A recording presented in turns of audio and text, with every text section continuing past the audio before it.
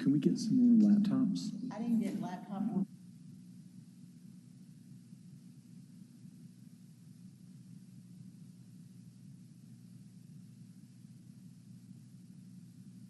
The Memphis and Shelby County Board of Adjustment is hereby called to order for its regularly scheduled meeting of February 26, 2025. My name is Tim Rainey. I'm chairman of the board. Mr. Jeffrey Penzis serves as secretary of the board. Mr. Penzis, may I get a roll call, please? Present. Mr. Claybrook. Here. Mr. Campbell. Present. Ms. Conrad. Here. Mr. Love. Present. And Chair Rainey. Here. We have a quorum. All right. The Memphis and Shelby County Board of Adjustment is the oldest appointed governmental body in Memphis and Shelby County. We were established in 1925. The board hears appeals from the administration of the zoning ordinance, requests for variances from the zoning ordinance, and other requests articulated by local zoning laws adopted pursuant to the enabling legislation.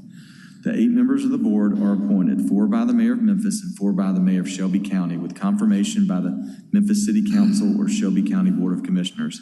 We serve without remuneration. This time, I'd like to swear in the staff. You may remain seated. Do you swear to tell the truth, the whole truth, and nothing but the truth, so help you God? All right. May I get a motion to approve the minutes from last month's meeting? Move to approve. All right. Is there a second? Moved and second. Is there any discussion? Hearing none, all those in favor signify by saying aye. Aye. Aye. Any opposed? The motion passes. Mr. Secretary, can you provide us a secretary's report if we have one this month, and then explain the procedure for today's meeting? Yes, sir, Mr. Chairman. As for the Secretary's report, there are no announcements this afternoon. The procedure for this meeting will be as follows. I will introduce each case as listed on the agenda. Copies of the agenda can be found on the front podium. For each case, the planner with Division of Planning and Development will give a presentation. At the conclusion of the staff presentation, the applicant will have 5 minutes to present his or her case. After the applicant's presentation, those speakers in support will have a total of 5 minutes, then those speakers in opposition will have a total of 10 minutes, and then finally, the applicant will have 2 minutes to provide rebuttal. These times do not include time for questions from and answers to members of the board. The chairman may provide additional time, provided both sides are given an equal amount of additional time. All parties who wish to provide testimony to the board will be sworn in by the chairman. If a member of the audience wishes to provide testimony in support of or in opposition to a particular case on today's agenda, he or she will need to fill out a speaker's card for the record. Speaker's cards are available at the front podium. Once filled out, speaker's cards can be submitted to any DPD staff member at the left podium. We do not need speaker's cards from the applicants since their names are already part of the record. After all parties have been heard, the board will close the public hearing, make a motion, and then deliberate on the case. If the applicant or any speaker would like to be heard after the conclusion of the public hearing, or if a board member wishes to hear additional testimony from any party, a 2/3 vote is required to reopen the public hearing pursuant to the board's rules of procedure. Please note that once the public hearing is reopened, both the applicant and opposition will be allowed to provide additional testimony and or rebuttal. All motions of this board will be made in the affirmative. The private acts governing the board require the affirmative vote of at least 5 members to approve an application, regardless of the number of board members present. The board may also vote to hold an application for a period not to exceed 3 months with the consent of the applicant, or 1 month without the consent of the applicant. All section numbers that we refer to come from the Memphis and Shelby County Unified Development Code, or the UDC, which was adopted by the Memphis City Council and Shelby County Board of Commissioners in August of 2010 and became effective on January 1st, 2011. I will introduce the entire UDC and make it part of today's record, thus dispensing with the reading of individual sections. The board is vested with the power to act on these cases before us today under the provisions of Chapter 9.22 of the UDC. Mr. Chairman, I submit that all cases have been filed in proper order, all applicants have been notified of this hearing, and all notice requirements have been fulfilled as required by the UDC. Thank you, Mr. Secretary. At this point, the board will establish a consent agenda. To establish the consent agenda, the secretary will call out each eligible case. If any member of the audience, staff, or board member objects to a case being placed on the consent agenda, he or she should do so by a show of hands when the secretary reads that case. Once the consent agenda is established, the board will vote on all cases placed on the consent agenda as a whole and not hold individual public hearings on those cases. Mr. Secretary, which items on our agenda today are eligible to be placed on consent? Item number 1, BOA 2024-108 at 6621 East Kerrville Rosemark Road as approval with conditions. Item number 2, BOA 2024-111 at 289 Woodmont Drive as a hold for 1 month. Item number 3, BOA 2024-117 at 414 East Micklemore Avenue as approval with conditions. Item number 4, BOA 2024-131 at 3929 Summer Avenue as a hold for 1 month. Item number 5, BOA 2024-132 at 816 North Willette Street as a hold for 1 month. Item number 6, BOA 2024-126 at 3640 Wynn Place Road as approval with conditions. Item number 7, BOA 2024-127 at 4222 James Road as a hold for 1 month. Item number 10, BOA 2025-2 at 1548 Poplar Avenue as a hold for 1 month. Item number 11, BOA 2025-3 at 1523 Hamilton Street as approval with conditions. Item number 12, BOA 2025-4 at 1527 Hamilton Street as approval with conditions. And item number 15, BOA 2025-7 at 3470 Rockwood Avenue as a hold for 1 month. Thank you, Mr. Secretary. If we could get a motion to approve the consent agenda as established by the Secretary, which is case 1 as approval with conditions, 2 as a hold, 3 approval with conditions, 4 and 5 as holds, 6 approval with conditions, 7 and 10 as holds, 11 and 12 approvals with conditions, and 15 as a hold. So moved. Second. I'd like to remind the board that by voting on the consent agenda, he or she affirms that he or she has read the staff report and is in full agreement with the conditions. Mr. Secretary, may I get a roll call, please? Ms. Scurlock, Yes. Mr. Love, Yes. Ms. Conrad, Yes. Mr. Claybrook, Yes.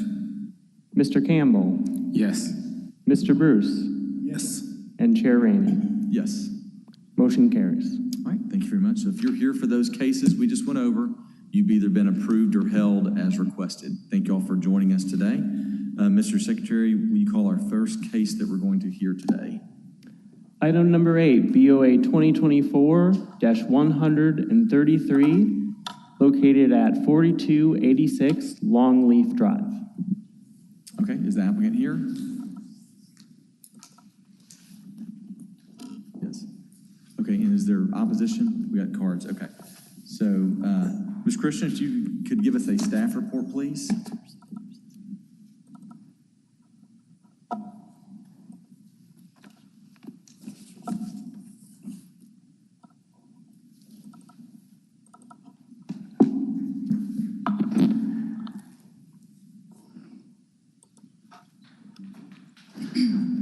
Good afternoon. I'm Chloe Christian presenting this case number BOA 2024-0133. The applicant is Steve Gwynn, represented by Brenda Solomento Bezar, who's here with us today. This is located at 4286 Longleaf Drive, and there are 2 separate requests here. The first is a request from UDC 2.7B11 to allow signage for a real estate office. And the second request is a variance to allow the real estate office as a home occupation. Here is a location map of the property and a vicinity map. It's located in the East Memphis area. The property is currently zoned residential single-family 10, excuse the error there, and is surrounded by single-family uses. Here are some photos of the subject property. And here is a rendering that was submitted by the applicant of the proposed signage that would be required for this request. It is a 3 by 5 inch style placard sign that would be displayed on the front door. Here are the actual sections of the code that are being requested for variance today. The first section on the left-hand side is stating that real estate offices are strictly prohibited as home occupations. And this is pretty much mainly due to the section on the right-hand side that prohibits signage for home occupations. Because Tennessee state law does require that real estate offices have some signage displayed for that use. So in conclusion, the applicant is seeking relief from the UDC to allow a real estate office as home occupation and from the UDC to allow signage.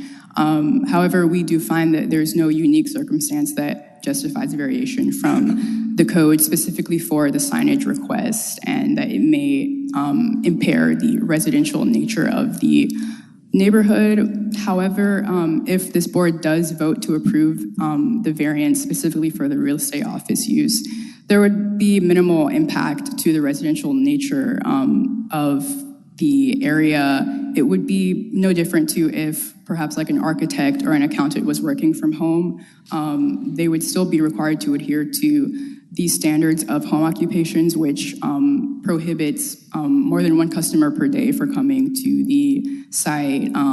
Also requires that the residential character of the home be maintained. So ultimately, we do recommend rejection for both requests. However, if you do vote to allow request 2, the applicant has provided some conditions that you can see on your screen here.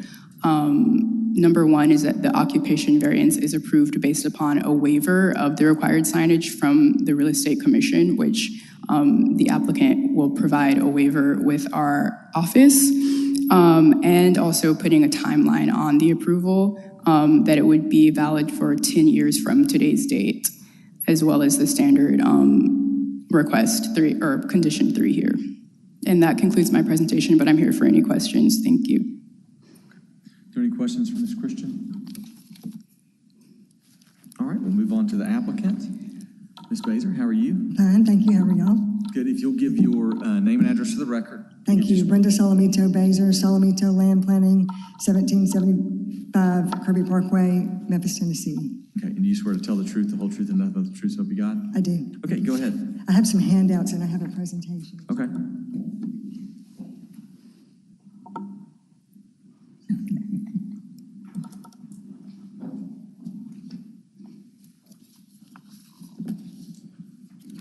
And thank you. What Mr. Ragsdale is handing out now is sort of an explanation of why we are here, and also letters of support. We also have with us a couple of neighbors that are willing to speak on behalf of the applicant, Mr. Steve Gwynn.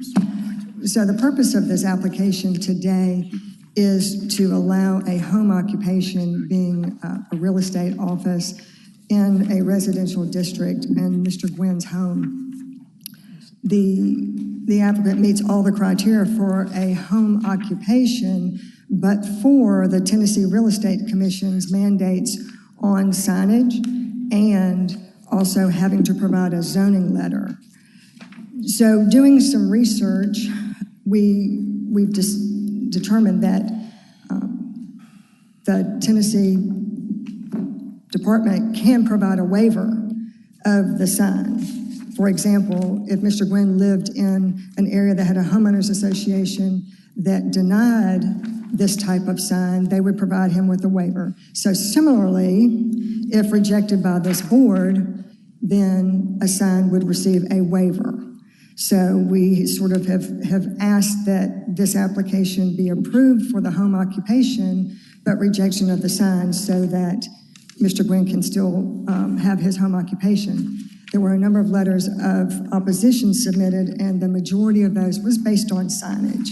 So the signage, even what we proposed, was a 2-inch by 3-inch plaque, which can completely be foregone by this board. So if you go to the second slide, sort of a background of why we're here. Again, the Tennessee Department of Real Estate Commission mandates that both a zoning letter and a sign is required on any, and you have to have an address. You cannot have a P.O. box.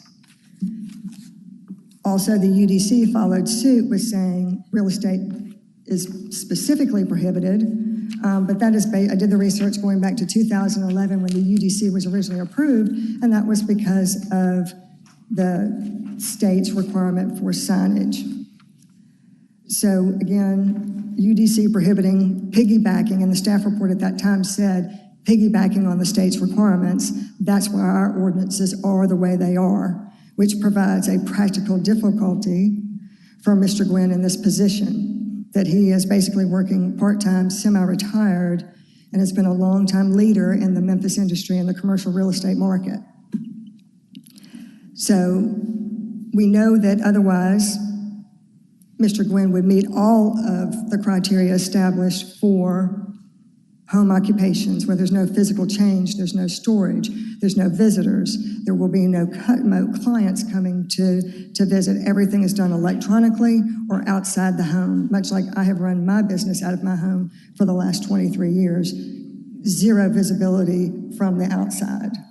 We do have some supporters here today that I'd like to introduce to speak for just a moment, but you can go to the next slide.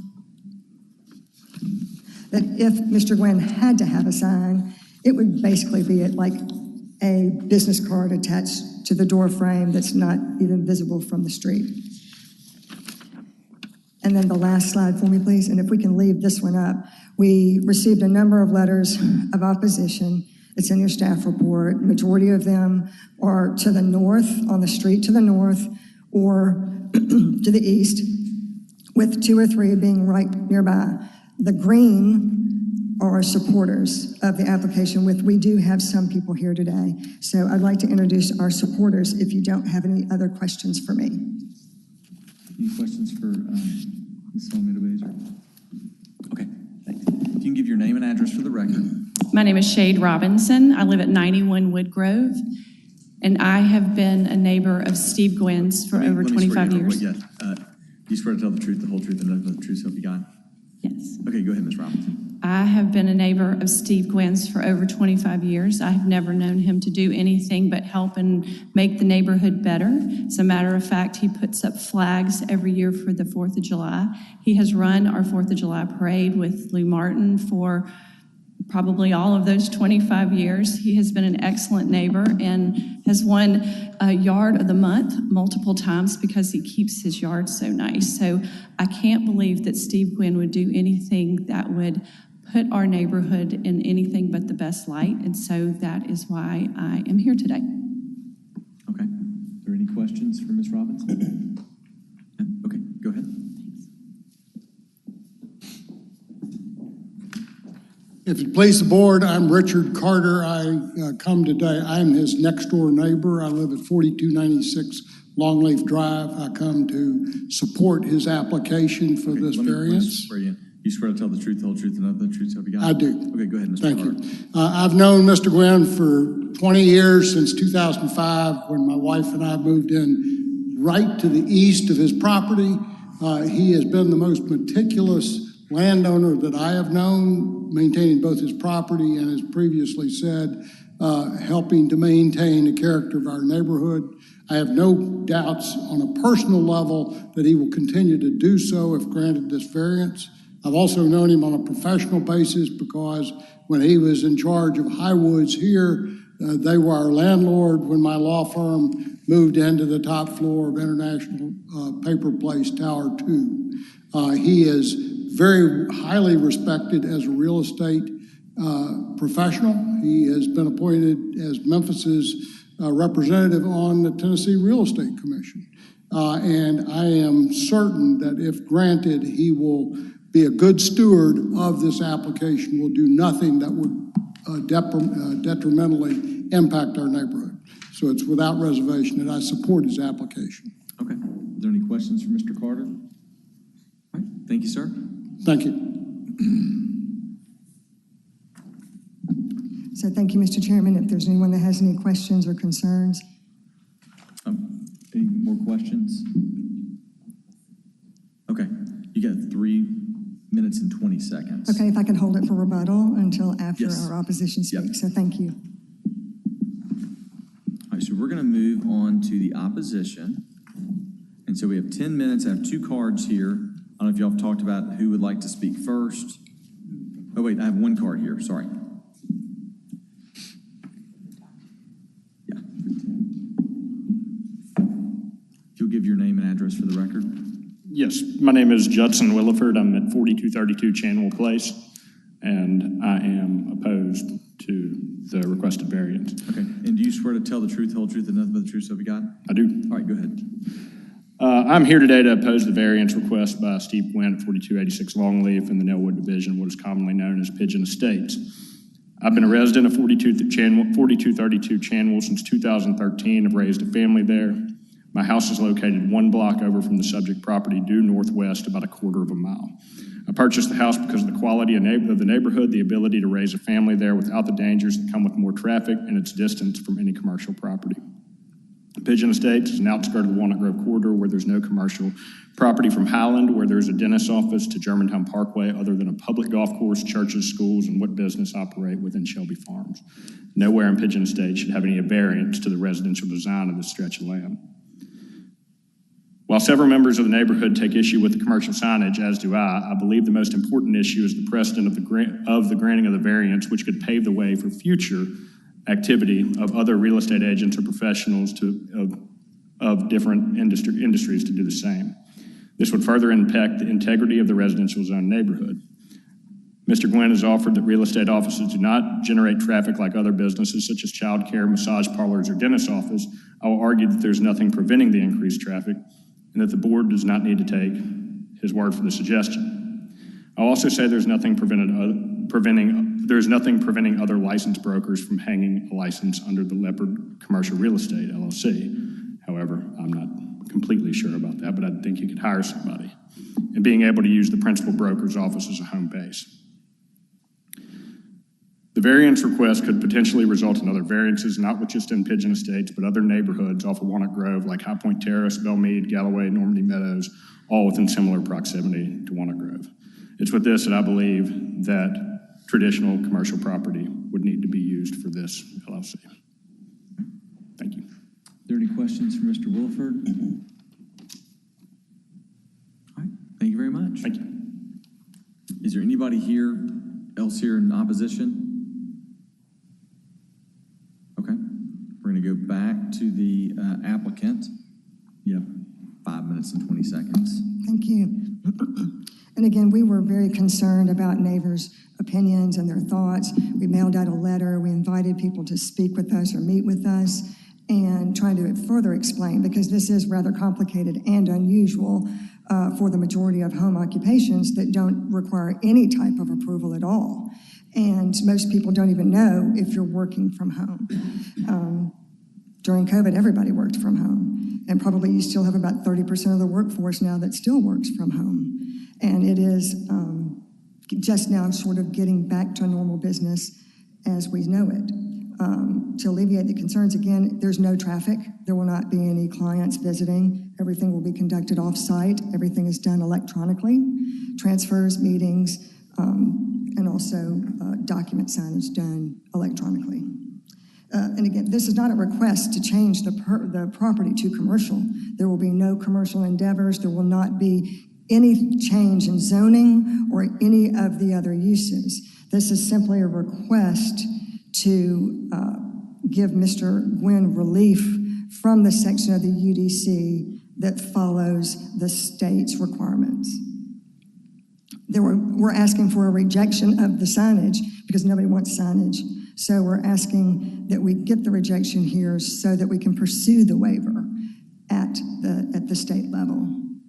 And the home occupation ordinance, the way it is written, followed the states. So we do contend that there is a practical difficulty for Mr. Gwynn in this particular situation. It is not equal treatment of the commercial real estate professionals versus architects, accountants, land planners, or others that may work part-time at home or permanently at home.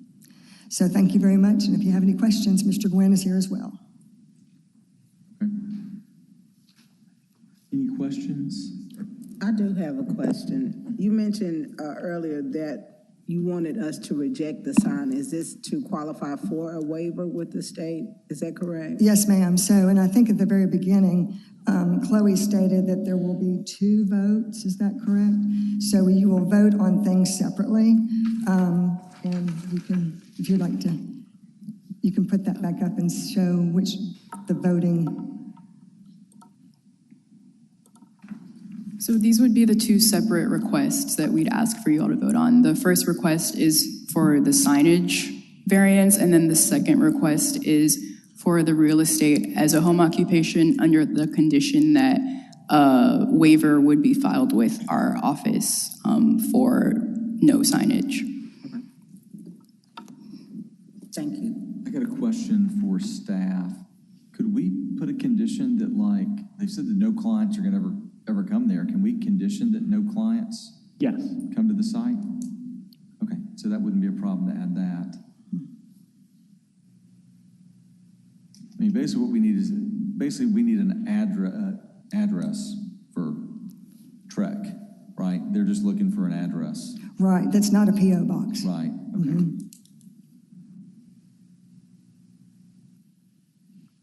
Any other questions?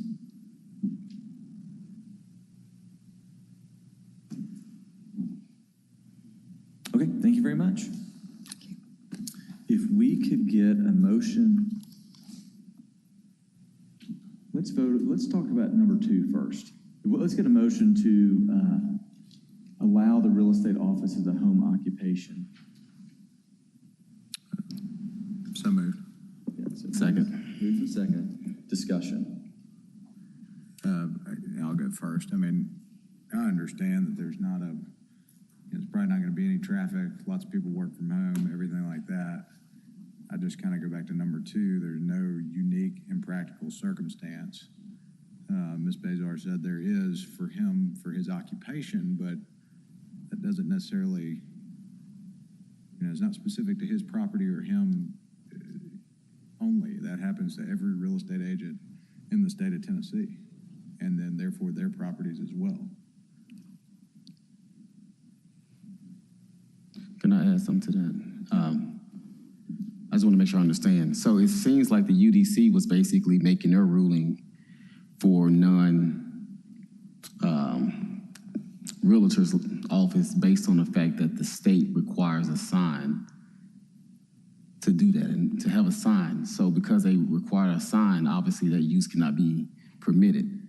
But it sounds like if the sign goes away, if the sign was never a requirement, I can't think of any reason why a office like this wouldn't be a permitted use. Because I think about when I first started as an architect and my office was in my house. Like, I can't imagine this office getting any more traffic than any other home office. But I think that rule for the sign is what really dictated the reason why the UDC said this can't be a home occupation. But if the sign rule goes away, I feel like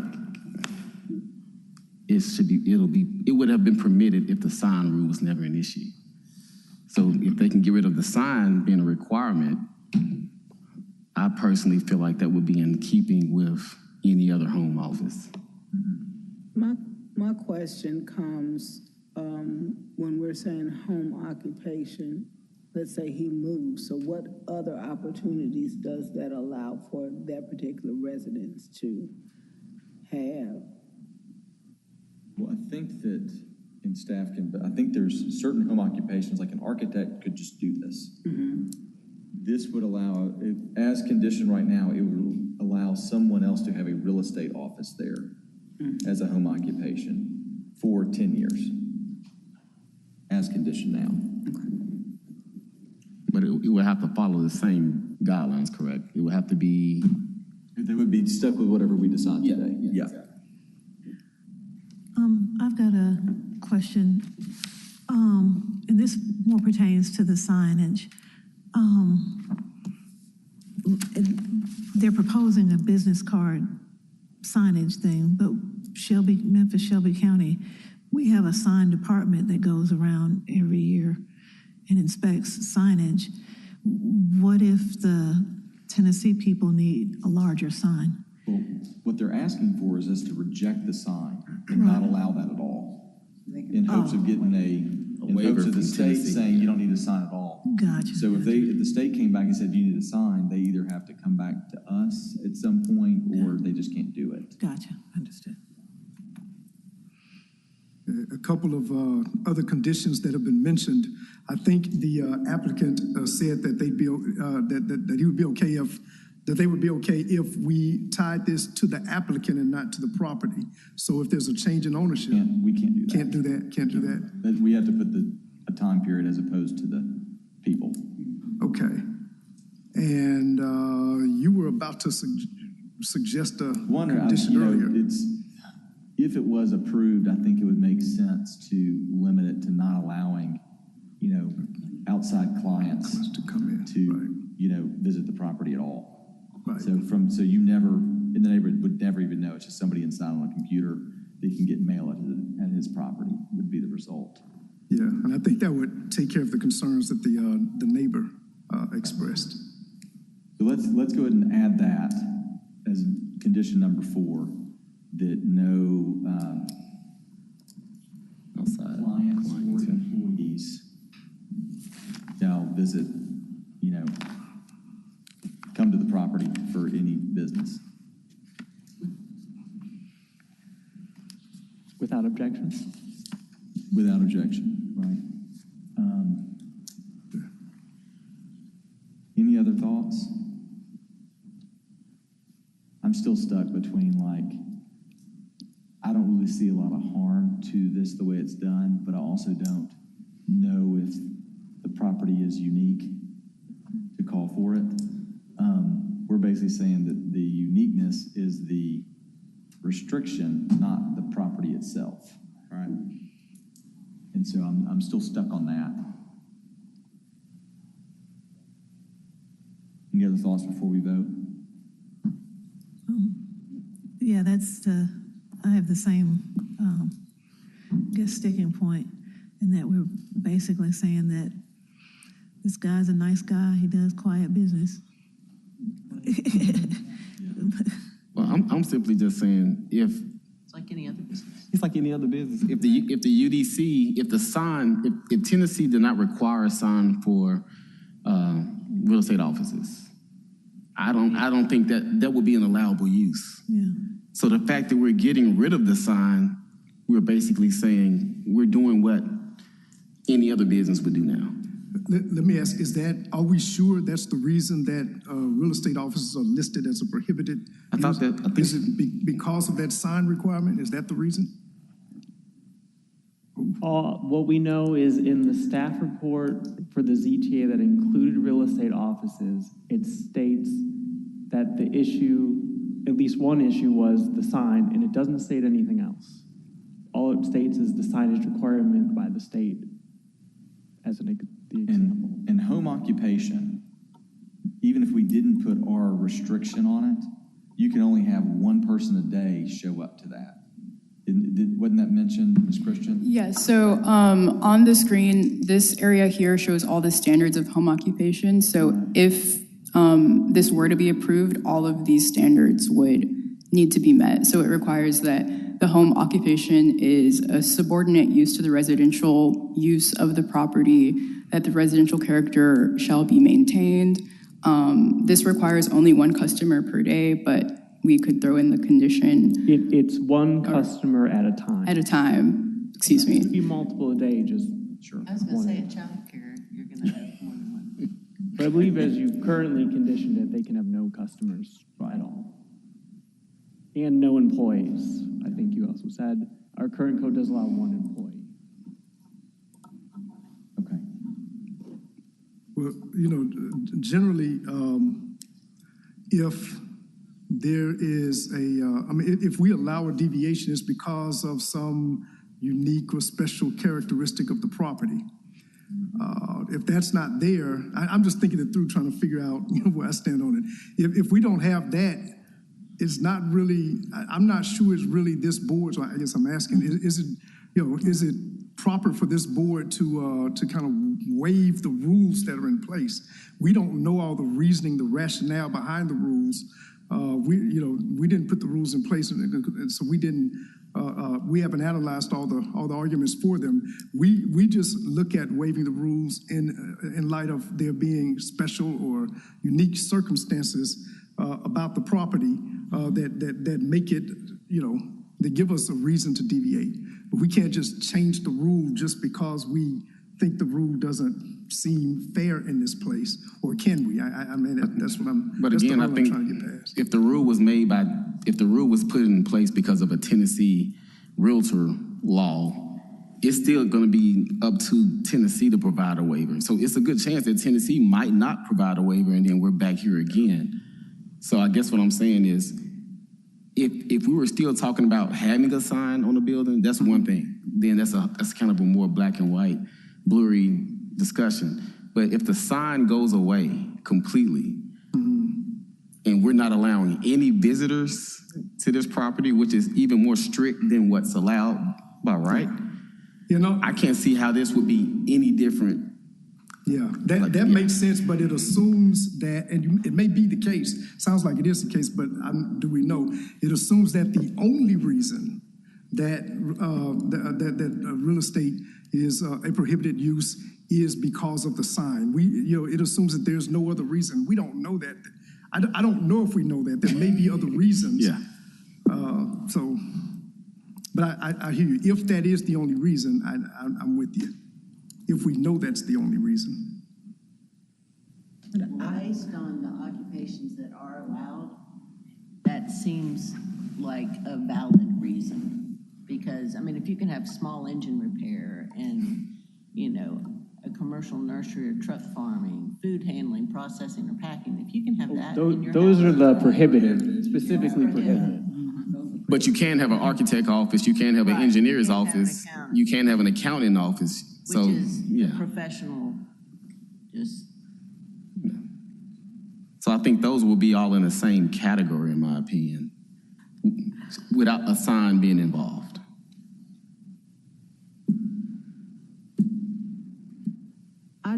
I guess I'm just of the opinion, I don't want to overreach. There's a specific reason why real estate offices and the requirement of signage, I don't think, though we have that, I don't see the unique circumstance or uniqueness that pulls it for an exception to override what is being stated as prohibited. If the sign is the only thing, we don't know, because obviously the state has a reason why they're requiring a sign and stating, we'll just take it away. Are we just trying to go around what the law has already provided? There's a reason for that. I don't think we're overriding the state. She still has to get that directly from the state to allow that to happen. So she still has to, I'm saying the person has to get that waiver from the state to say you don't need a sign as a real estate office. We can't override Tennessee law. The state still has to tell her you have a waiver to not put a sign on a real estate office. And if they tell her that, she's now complying with what the state is requesting. Is there any way to find out why it's not allowed if the sign is the reason? I would say, what was the question? Can we find out if because of the requirement for the signage that is why it is not allowed? The only thing we can know is the staff report mentioned that as a reason. But to know, you'd have to know the minds of the county commissioners and city council people in effect at the time who adopted it. So I would say it's impossible to know if that was their only reason. And to be clear, if you do vote yes, you do have to find that there is unusual characteristic with the property creating exceptional hardship or practical difficulty, regardless of anything else. So if you vote yes, no, you are deciding that for clarity. All right, any other thoughts?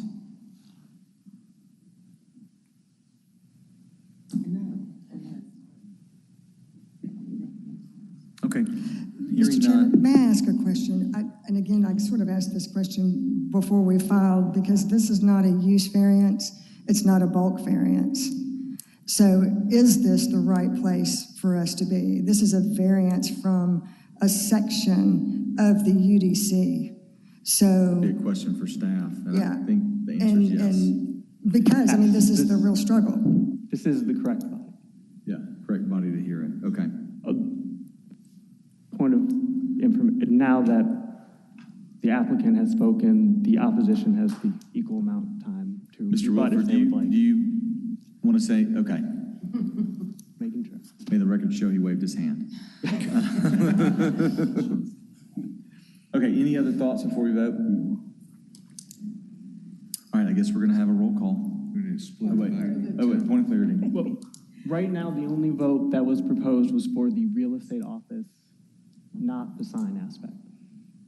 As amended by Chair Rainey. Yeah, with the number 4, based on clients and employees not ever coming. Point of clarity, if we vote yes, are we voting to the rejection or the? Always voting in the affirmative. So you would approve a variance with a yes vote. Okay, It would be to allow the real estate office. thank you. Do you want me to read the section? I don't. Mr. Chair? Yes. Just a quick point, and this is really for staff. So it's been mentioned a couple times as to whether or not there is a true hardship or a unique characteristic here. And I think the question came up, and even the applicant suggested that there may be another body that's more suited to rule on this. If so, could the staff comment on what direction that would be? The only other outlet I could see you would technically have to file a plan development to get out of that standard. But essentially, because there's no, other than the variance process, that's the only other process that's possible to get out of this standard.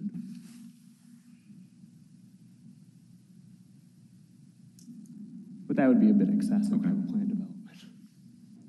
All right, if you'll give us a roll call, please. Mr. Bruce, No. Ms. Scurlock, This is if they can have the home office, correct? Yes. correct. Yes. Mr. Campbell, Yes. Mr. Claybrook, No. Ms. Conrad, Yes. Mr. Love, No. Vice Chair Savage Sheldon. No, I find that the standards of the UDC of 9.22.6 are not being met and will be unduly detrimental to the properties in the vicinity. And Chair Rainey. No. Motion fails. Thank you all. Thank you.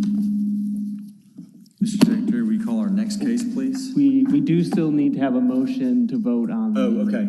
So, signage requirement. okay, so is there a motion to approve the variance to prevent the signage, or no, to allow signage at the property? So moved. Second. All right, any discussion? Now, why is that relevant if they're not going to have the office there? Because it was in the staff report, we have to vote on it. But yeah, I agree. So a vote no would reject the signage variance, which would mean that they would have to have we're not giving a variance over the signage. Or does it even matter what we vote? I'm trying to think. Do we need to vote, or does it matter? Oh, yeah, sorry, I'm looking at our attorney.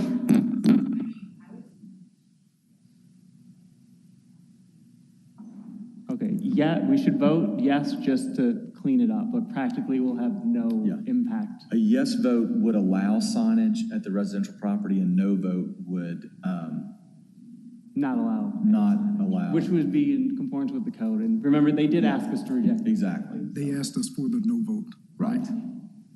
We'll give them. But not that it matters. All right, if you'll do a roll call vote, please. Mr. Bruce? No. Mr. Campbell? No. Mr. Claybrook? No. Ms. Gerlach? No. Ms. Conrad? No. Mr. Love? No. Vice Chair Savage Selden? No, I find that the standards of the UDC of 9.22.6 are not being met and will be unduly detrimental to the properties in the vicinity. And Chair Rainey? No. Motion passed. Thank you. If you'll call our next case. Item number 9, BOA 2025-1 at 9610 Osborne Road. Okay, applicant present. Okay, is there any opposition? All right, you can have a seat, ma'am, on the front. Yeah, no, that's perfect. Thank you. If we could get a quick status update or staff report on this one.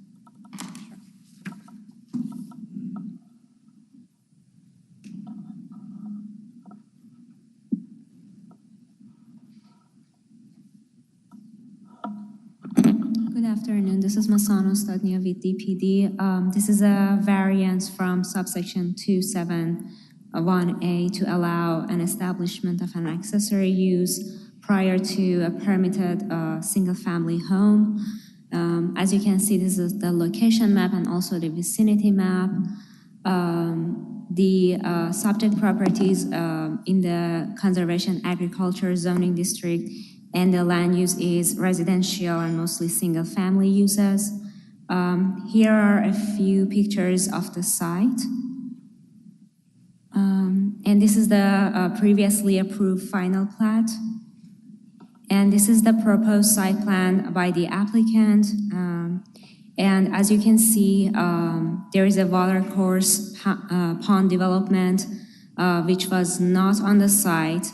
If you take a look at the pictures that are included in 2018 and 2021, the applicant actually established this pond in 2023, and as it comes, they did not apply for any kind of permit for this pond.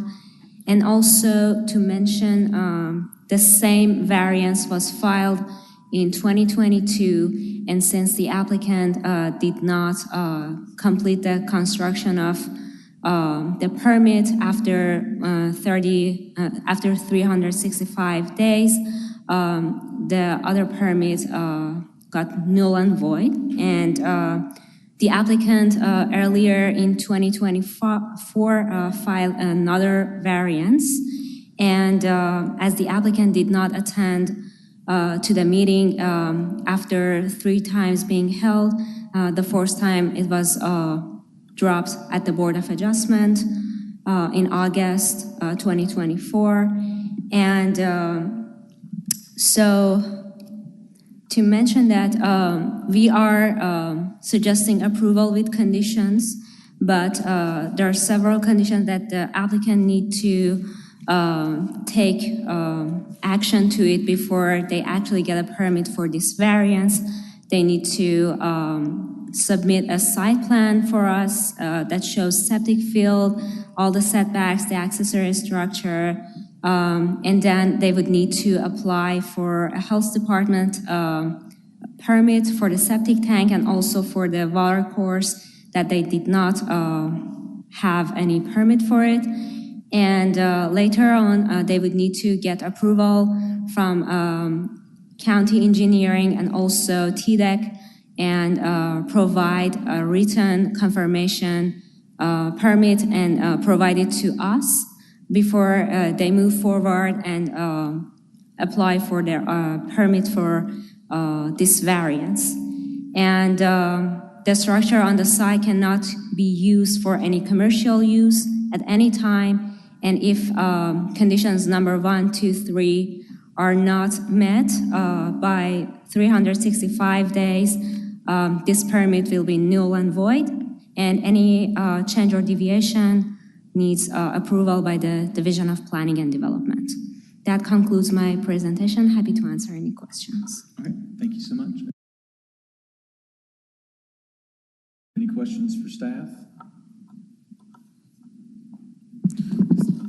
So a quick update. So this was approved with the understanding that a principal residence was going to be built within a year. And that principal residence has not been started yet, correct? That's the premise of it.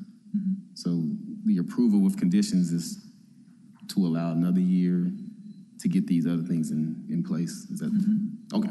Yeah, I just want to make sure I understood. Okay, any other questions? Okay, if the applicant could come forward and give your name and address for the record for me. Good afternoon. My name is Donna Rye. My address is 7793 Sunny Trail Drive, Bartlett, 38135. Okay, do you swear to tell the truth, the whole truth, and nothing but the truth, so help you God? I do. Okay, would you like to talk to us about this? Yeah. I can't explain why I wasn't here back in July because I did not get notification. I mean, this time I actually got one of these that said, here's a hearing. I was provided after the fact some kind of receipt showing that they sent me something certified, but I never received that because it wasn't signed by me. But unfortunately, that's occurred. We are in a situation right now where the cost of construction, the cost of loans, everything else is prohibiting us from being able to get started on the primary property. When we had the excavation done, we had the pads built for the home as well as for the shop. With the plans to build, we've just not been able to financially do that with the current state of the economy. We are a small business owner as well, and we're in the red there as well, so it's been quite difficult to justify borrowing money to do this when it's just not financially feasible at this time. Okay, do you think, I mean, is a year gonna, like, you'll be back in a year maybe? I'm pretty sure it will be. Yeah, I'm pretty sure it will be. I wasn't, this wasn't the plan. We hoped to get this done a lot sooner. But again, it's just, I've got a friend now that it's $150 a square foot is the average to build. And I've got a friend now, it's taken 3 times longer to build their place that they've got going on, and they've already went $100,000 over budget that they originally were quoted. So that's scary and very scary in itself. At the time that we purchased the property and had our plans, it didn't seem that unstable.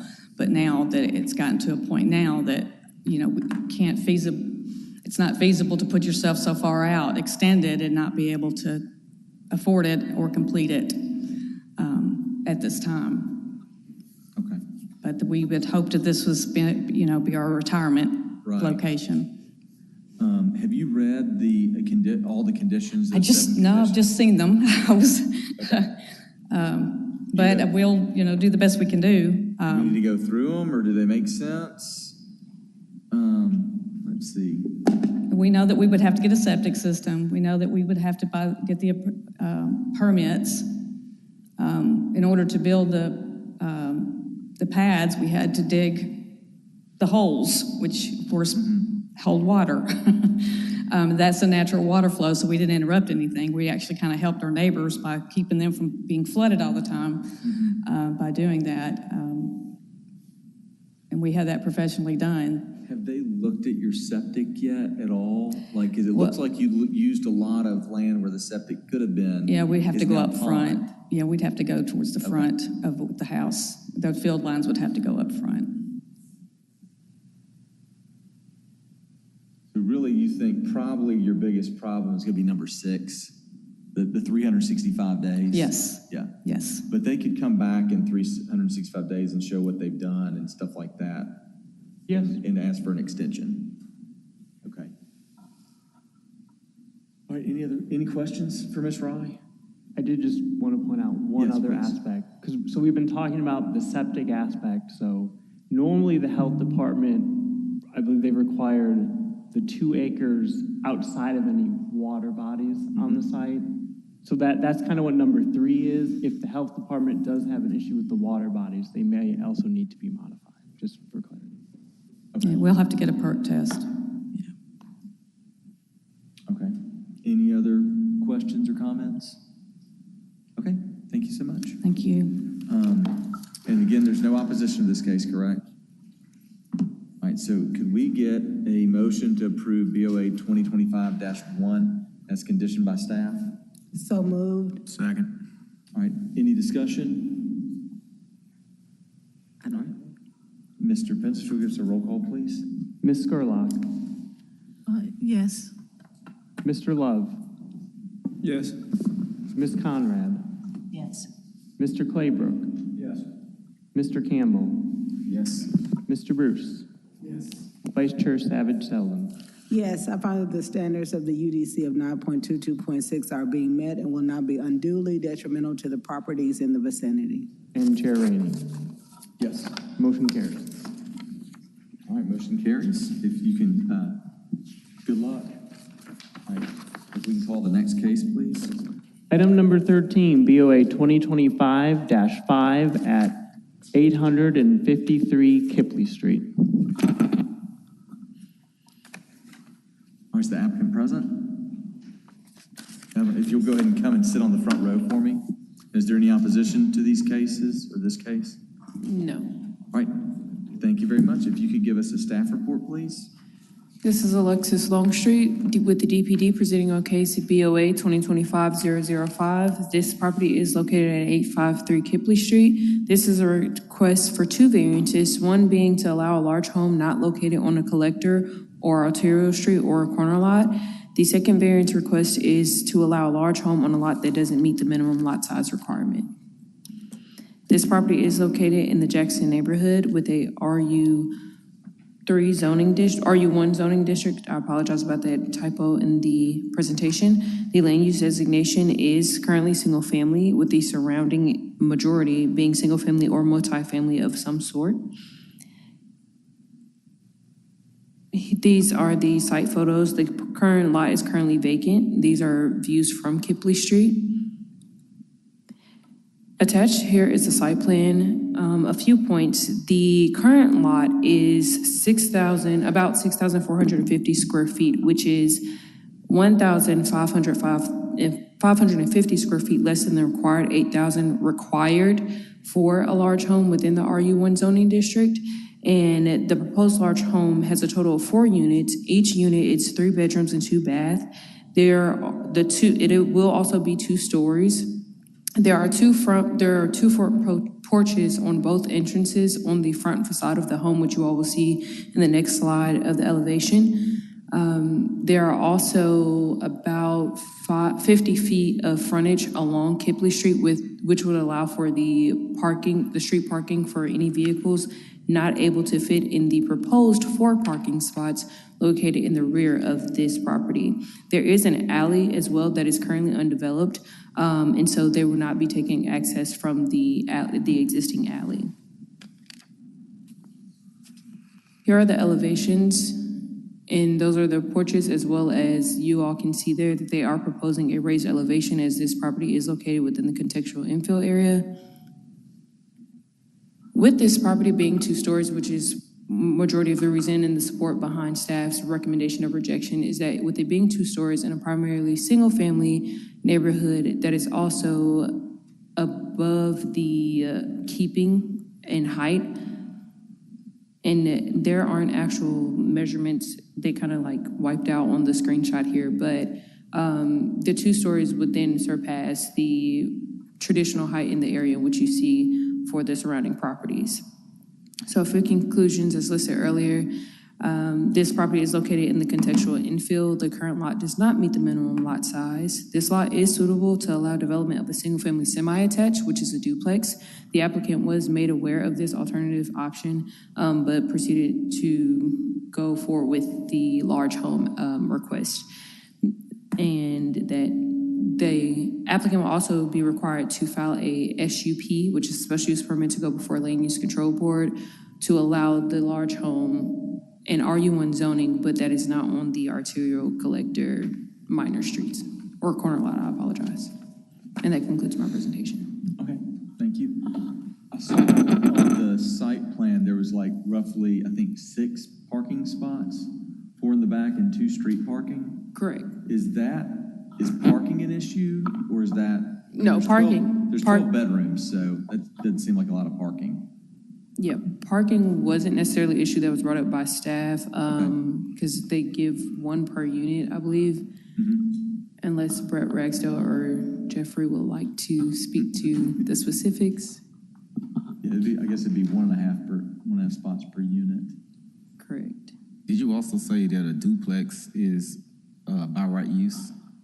Yes, the duplex is allowed by right within the RU1 zoning district. Are there height restrictions to that?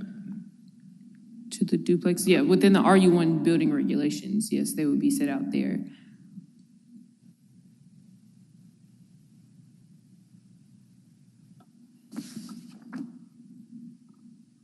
Any other questions for staff? Okay. If the applicant come forward and give your name and address for the record.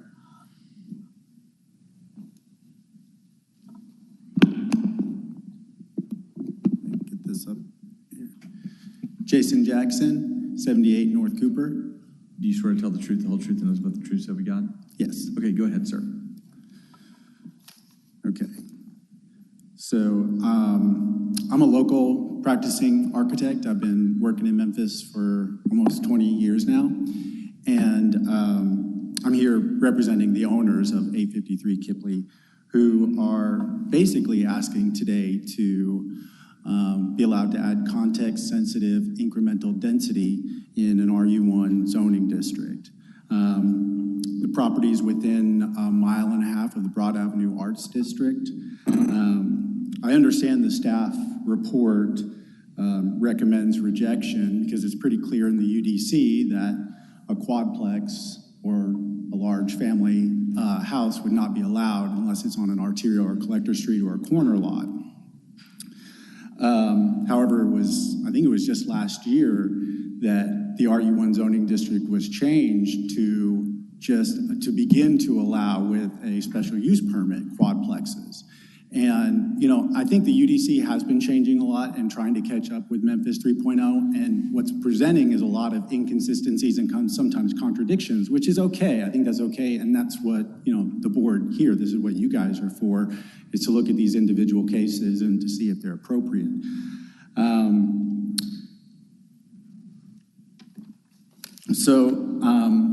I was lucky enough to be one of the architects to develop the Memphis 3.0 plan. And the way that I understand it, and I truly believe that this is really what the intent of Memphis 3.0 was to bring investment in our disinvested core neighborhoods and allow for this type of incremental, gentle density. I look down Broad Avenue and we can see the large multifamily housing there, and they're like rents that are like $1,200 to $3,000 per month. And that's great. I mean, that's good for Broad Avenue Arts District, but that's still serving a population that's a little bit more privileged than some of our surrounding neighborhoods. And, I think we're like 6 years or something into the Memphis 3.0 master plan. And I think that's where we're still kind of lacking, is where we're really reinvigorating, reinvesting into those core neighborhoods. And this is one of the ways that we do that. We do that through this gentle type of density. Now, I know that we're going to be in contradiction to a very clear line in the UDC that's like, it's got to be on a unicorn site, right, to allow this sort of thing. But this is where other cities like Portland and other cities around, they're looking at these and they're thinking differently about space, and they're getting a little tighter with space to allow investment. My client here is talking about 900 square foot unit, 2-bedroom or 3-bedroom, 2-bath houses that would serve a population and keep affordability a factor. In a lot of these neighborhoods, that's a critical thing, and this would allow accessibility as well with a different housing type. So increasing walkability and sustainability. When you look at that front elevation, I know we talked about height, but because the solution is much longer than it is wide, the perspective and the perception from the front is still fairly modest compared to, I think, what the UDC, the intent here and the reason that it's designed that way is because there's a fear. There's a fear that we're going to allow this large family house and it's going to be something that stands out and changes the character of a neighborhood. But when we do it, and we do it in a way that's in keeping with the character of the neighborhood, and it's sensitive, now we're actually doing it right. We're adding investment in our neighborhood. We're elevating, we're increasing property tax, and we're adding investment. These are properties and neighborhoods that don't really see a lot of investment. And I hate that we're waiting so long to look for those unicorn opportunities to allow it to happen when actually the opportunities are right in front of us if we get creative. So I hope you strongly consider this. As well, we have another application that's coming up next that I think also has some unique challenges, but I'll save that for when we're there. But thank you. Are there any questions for Mr. Cooper? I do have one point of information going back to Chair Rainey's parking question. So the code will require 6.6 because of the guest parking, which is 0.15 per unit. And they do have 6, so if we can go to the site plan real quick, because the applicant can either ask for a variance for that, or in the lower right-hand corner of the site plan, they could put a bike rack with 5 spaces, which would then reduce the extra space. So that is up to the applicant. If they would like to request that variance, or no, they need to put in the bike rack. 6.6. We need a half a car. Okay, any questions for the applicant? I got a quick question. I didn't have a question, but also to address something that was asked earlier. The maximum height for what would be considered a two-family or semi-attached would be 40 feet, and the maximum height for a large home is 45 in the RU1 zoning district. What's the height of this one again? 27. Okay, so we're fine either way on height. Okay. My question was geared towards, I know a duplex is a by right use. Is it just the finances don't work out as well with a duplex? The more we go, the better the finances look and the more affordable it becomes. Okay. I understand that they could do by right a duplex, but this is a slightly larger site that could benefit and take advantage of that condition to be able to do a quadplex. Thank you.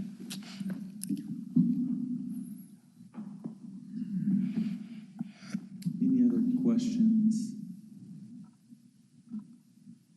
Okay. Let's get a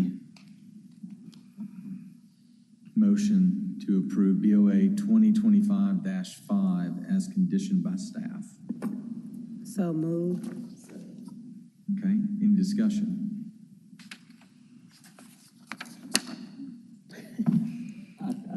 I'll say this, I wish I was on a different board. Like, that was, I mean, like, I wish we were changing the UDC based on, I mean, the speech was really good.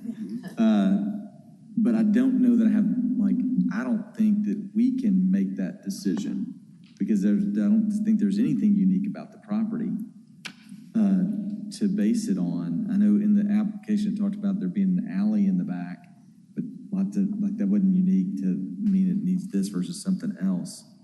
But I don't disagree with everything the applicant said. Like, it looks great.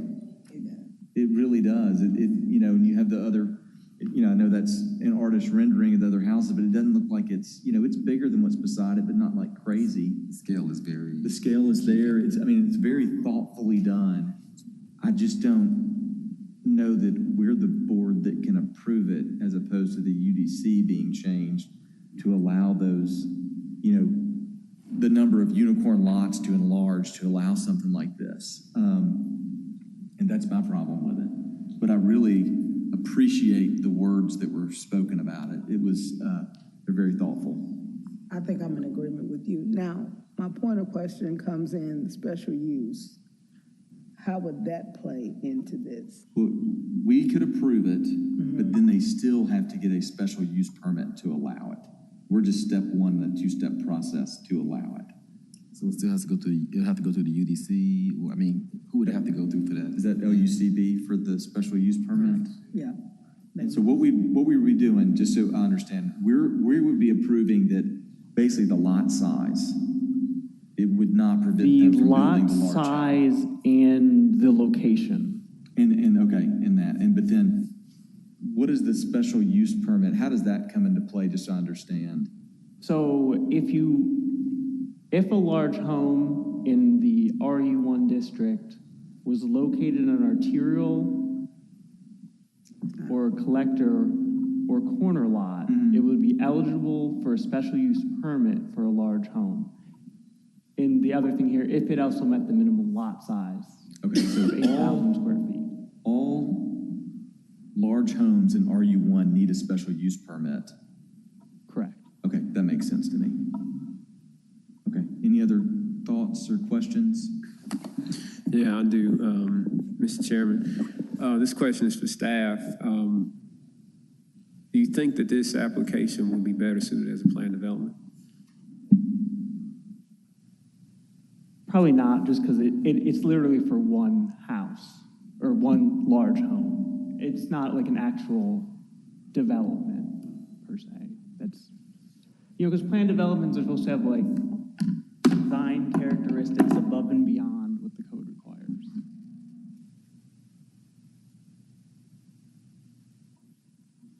Any other thoughts or questions? I'm just thinking.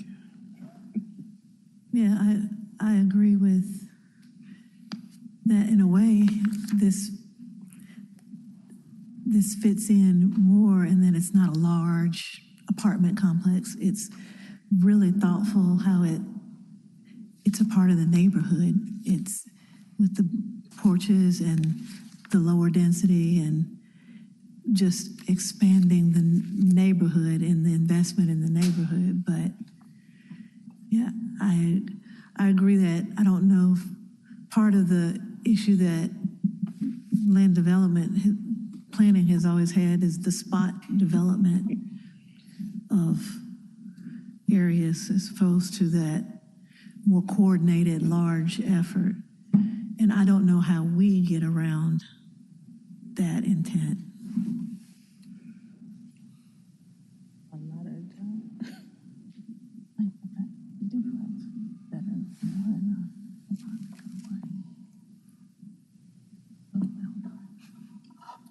Any other thoughts?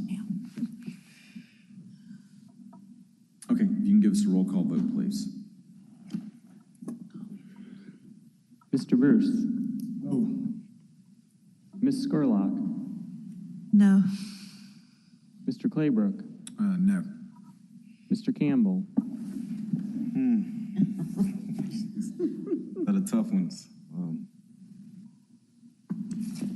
No, just because of the uphill battle of getting it approved. Ms. Conrad? No. Mr. Love? No. Vice Chair Savage Selden? No, I find that the standards of the UDC of 9.22.6 are not met and would be unduly detrimental to the properties in the vicinity. And Chair Rainey? No. Motion fails. All right. We can call our next case. Item number 14, BOA 2025-6 at 720 Lipford Street. The two back units are. Okay, applicant's here. Is there any opposition on this case? All right, seeing none. All right, if you'll give us a staff report, please. Yes. Good afternoon, everyone. My name is Travian Smith, and I'm a planner with Department of Planning and Development as well. All right, so the case we have BOA 2025-006. The applicant for this case is Daniel Moreno, and the address for this case is at 720 Litford Street. The request is for variance from subsection 4.4.4B to develop two driveways, one for each unit of a duplex, and item 4.5.2C1D to develop a parking pad in the front yard. Here's the location of the site. Excuse the map, for some reason the pink circle is not showing up. But for the site, as you can see, is over on Litford Street, which is relatively located right off of Summer Avenue. Here's the zoning map that basically displays an aerial street view and the land use map.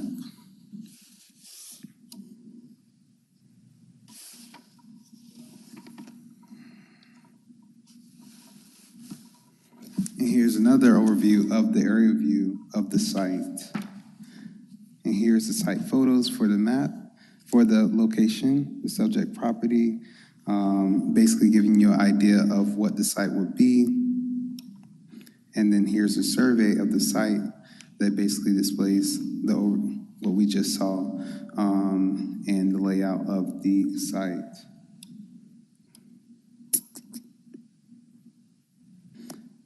And here's the site plan.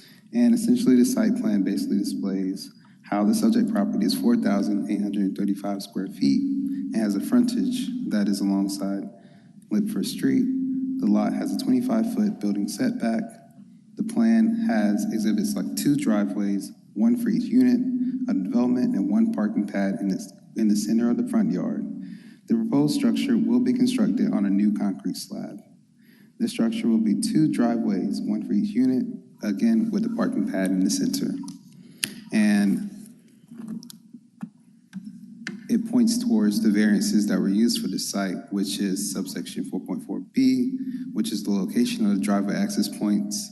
And then according to that section, there should be a minimum distance from the driveway access point. The intersection shall be 20 feet.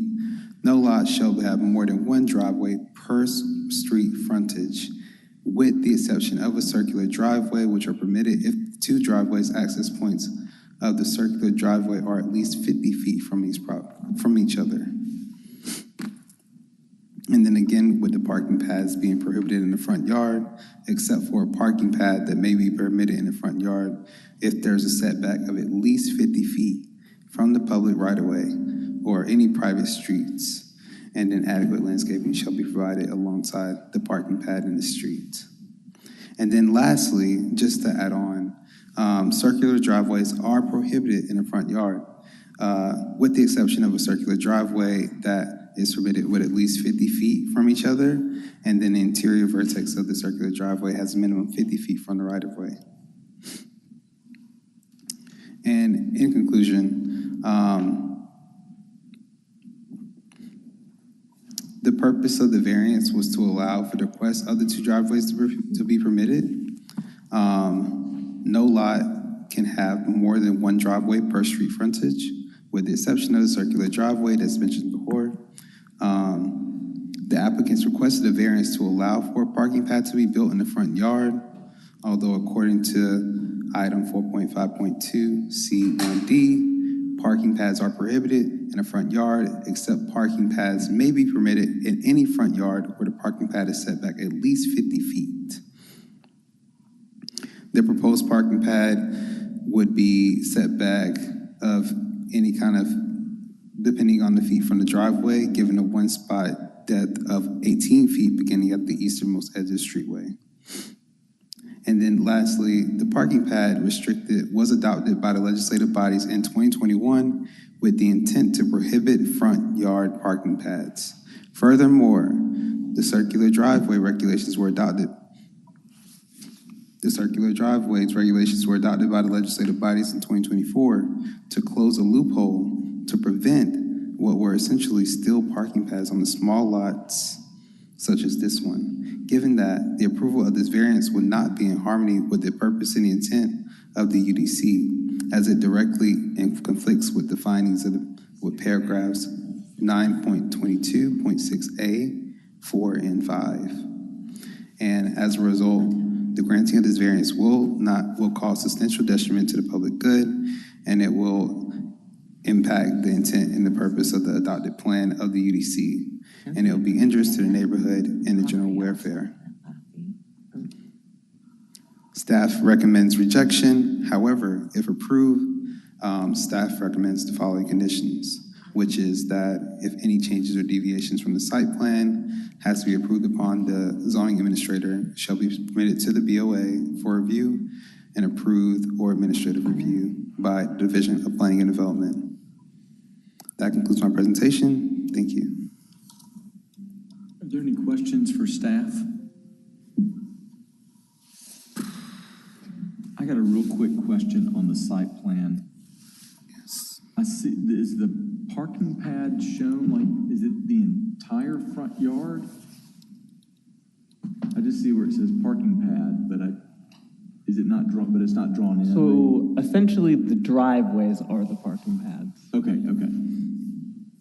So there's not concrete all in the middle of that, too? No. Okay. That helps. Okay. Okay, because I was. Wow, that's a lot of concrete. Immediately I was like. The house no, behind it on the side plan, it has a lot Any of other questions from staff? Look at that. Mr. Cooper, you want to talk to us about this as well? Yeah, and you're already sworn in, so you're. It's Jackson, Jason Jackson. Jackson, I'm so sorry. No, you're fine, you're fine. I thought the same from. thing, I was like, it's not all concrete. No, I understand. That's a Your yard. address is on Cooper. Your office is on Cooper. Yeah, sorry. That's correct. Yeah, that's what it was. Yes. Okay, sorry about that, Mr. Jackson. Okay, no problem. Yeah. So yeah, in this case, so he's requesting, the applicant's requesting two variances. One, to have the two driveways for the duplex and to be able to park in the front yard with what is, now I understand, thank you for the clarification, what's being called a parking pad. And the practical hardship in this case is really the size of the lot. It's a small lot, and even a side drive would prohibit the ability to do a decent living duplex. These, again, are small duplexes, 900 square feet, which, again, keeps the cost down. So the ask here is to really think about using the space efficiently. I understand, and as a practicing architect, I get that that's not an ideal condition. And I typically wouldn't do that, but I think the benefits in this case outweigh the negative impacts. Especially, and actually, interestingly enough, when you look at the context of this neighborhood, there aren't a lot of those continuous long drives to a back house. In fact, in a lot of cases, there aren't even driveways at all. There's either gravel lots or people parking. I mean, even on the images that the staff planner showed, there were just cars parked in the front yard. I think this would set a positive precedent for at least landscaping, hardscape, and parking appropriately. I think this would allow for a gentle increase in density while also keeping cars off the street and makes these units more sellable because that gives a sense of safety to the owners. Again, I appreciate your consideration with this application, and thank you. Okay. Any questions from Mr. Jackson? In the middle. Okay, thank you. And, oh yeah. There's Yes, you ready for it? the applicant has also added an example for a condition that I think he wanted to address. Okay.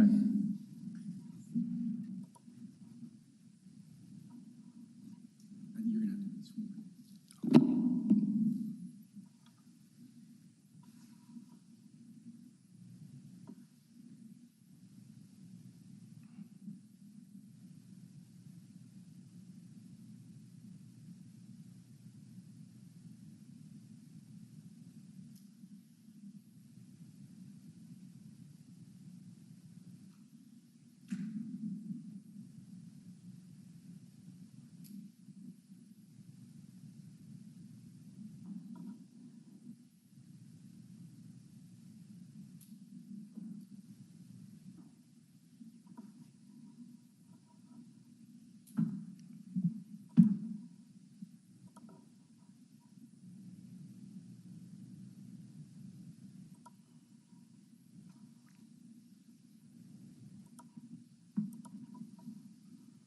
Hello. All right, can you give your name and address for the record? The address of, sorry, what? Your name and address for the record. My name is Paul Aguilar. My address is 2072 LZ Avenue. Okay, do you swear to tell the truth, the whole truth, and nothing but the truth, so help you God? Yes, sir. Okay, go ahead. So my name is Paul Aguilar. Like I said, I'm actually the developer for that building. It's here in Memphis in 38112. So that's what we got approved for. It was a duplex, two-story duplex with the driveway on the right side. And it was our first duplex that we built. We did 30 homes last year. So it was something that we always wanted to do. We wanted to build a duplex. So we always wanted to do a single-story duplex, but we wanted to see what it would cost to build a two-story duplex.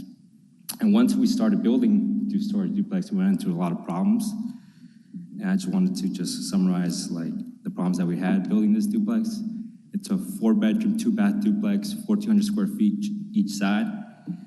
And so what I wanted to mention is that with the current regulations, it makes it difficult to justify building a 2-story duplex due to the longer construction time, the timelines, higher cost, and increased difficulty in selling because it has to be a higher purchase price. It's not really that affordable.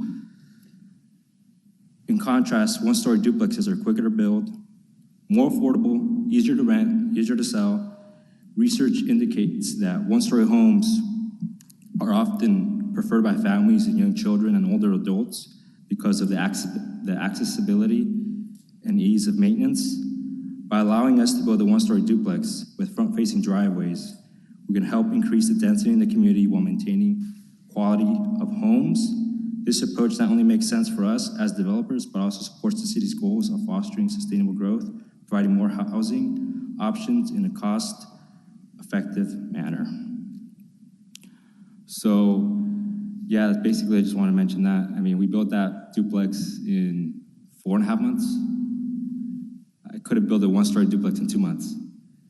So, but the problem is with the UDC is they want the driveways on the right side. When I build a driveway on the right-hand side, the driveway takes 11 feet away from the space. So it forces me to build a 2-story duplex. Like I said, when I build a 2-story duplex, it's just the construction timelines are longer, the cost is longer. Some of the tenants have trouble with difficulty going up the stairs. So it's just not very viable for us to continue building duplexes. We want to continue building duplexes, help the city create more density, but if we can't build single-story duplexes, we're just going to stick to building single-family homes. So I just wanted to mention that. Thank you. Okay, are there any questions for the applicant? Okay, thank you very much. I'm going to ask again, is there any opposition here? Being none, okay. Let's get a motion to approve BOA 2025-6 as conditioned by staff. So moved. Second. Okay, any discussion? I'm good as long as that center section is not concrete. There's some green space there. Okay. Yeah, I think that on the last one, I didn't really have a practical difficulty. On this one, I think I could get there with the width of the lot not allowing being able to get to the back. So that gets me a little closer to finding something that I can hang my hat on for what our board does. Right. Is kind of where I am on that. I don't love all the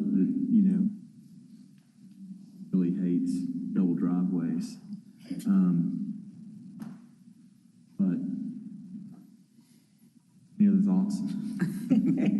I agree with you.